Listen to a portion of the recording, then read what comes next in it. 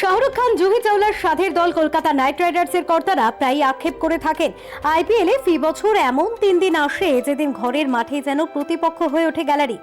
এক, যেদিন ইডেনে কেকেআরের সঙ্গে খেলা থাকে চেন্নাই সুপার কিংসের, গোটা গ্যালারি সেদিন হলুদ হয়ে যায় এক কিংবদন্তিকে বরণ করতে। তিনি মহেন্দ্র সিং ধোনি। ভারতের যে মাঠে নামেন সেটাই হয়ে যায় তার সাম্রাজ্য। 2, যেদিন ইডেনে খেলতে নামে মুম্বাই ইন্ডিয়ান্স, এক সময় যে দলের প্রাণভোমরা ছিলেন সচিন তেন্ডুলকর, এখন রোহিত শর্মা। আর অবধারিতভাবে 3, যেদিন ইডেনে নামেন এমন একজন যাকে আধুনিক ক্রিকেট বিশ্বের সেরা ব্যাটার বলে মনে করা হয়। সদ্য চ্যাম্পিয়ন্স ট্রফি জিতে এসেছেন পাকিস্তানের বিরুদ্ধে নাটকীয় সেঞ্চুরি, সেমিফাইনালে অস্ট্রেলিয়ার বিরুদ্ধে বুক চিতিয়ে করা 83 রান। আইপিএল এর আগে ফর্মে তুঙ্গে তিনি আর কেউ নন, বিরাট কিং কোহলি। শহরের ক্রিকেট উন্মাদনা বাড়িয়ে বুধবার যিনি পৌঁছে গেলেন কলকাতায় বিকেল 5:40 তার বিমান কলকাতার মাটি স্পর্শ করা মাত্রই সমর্থকদের বাঁধ ভাঙা উচ্ছ্বাস।